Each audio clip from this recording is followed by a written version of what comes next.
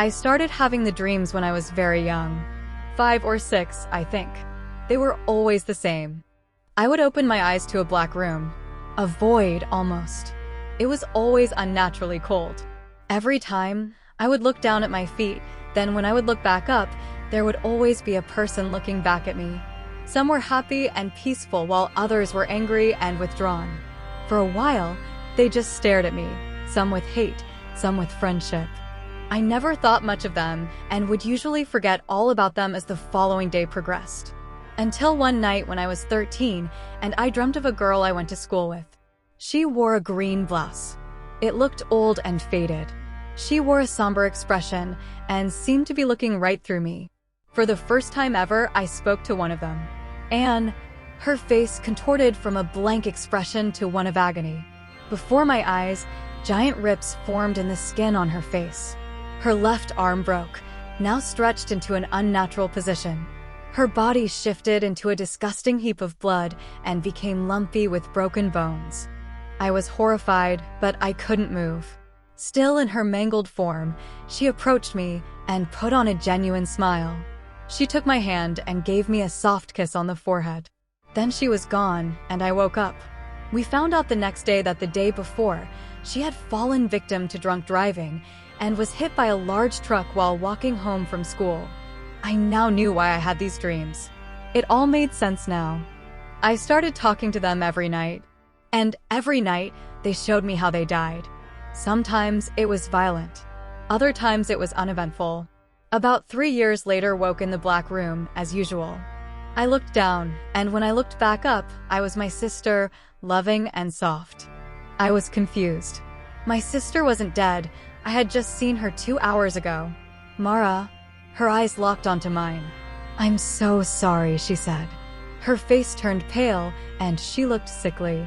Her eyes became bloodshot, and her lips lost all color. Then from behind her back, she pulled a large pill bottle, now empty. "I'm sorry," she repeated, her voice unclear.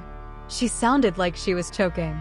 I woke up quickly and immediately sprinted to her room, and there she was, just as she appeared in the dream. Only then I knew there was nothing I could do. After that night, I never spoke to them again. They didn't seem to like that. Each night, they grew angrier. They would shout, but no sound would come out. Last night, the man in my dream wasn't mad. He wore a dark suit, his gray hair combed neatly. He just had a simple smile. I thought it odd, but didn't say anything to him. Just waited for the dream to pass. It did, but I became quite scared when he was also the person in my dream the next night, then the next, then the next, his smile getting bigger each night, until after a month, it was an evil grin. I was tired of him. It felt like he was tormenting me, like he was there for a reason, and I needed to find out what it was. "Hello?" The man kept on the unsettling grin. It looked like it pained him to keep it on, the muscles around his mouth beginning to twitch, but he didn't drop the expression. All of a sudden, he moved to his right, and behind him stood a giant antique mirror, a large number 10 written on the top.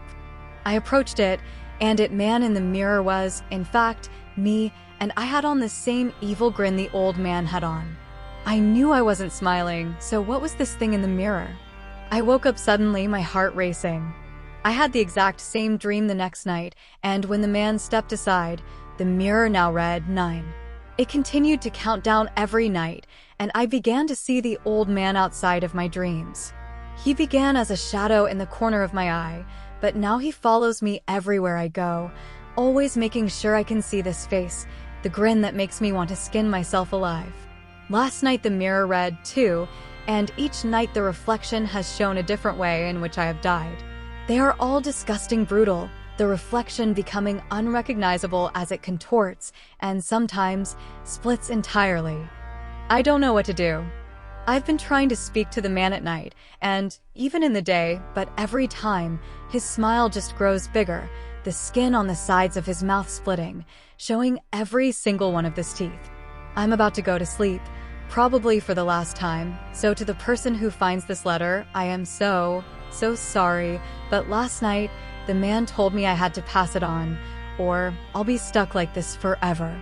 I don't know what this is or why it's happened at all, but maybe you can find out. Please, find out.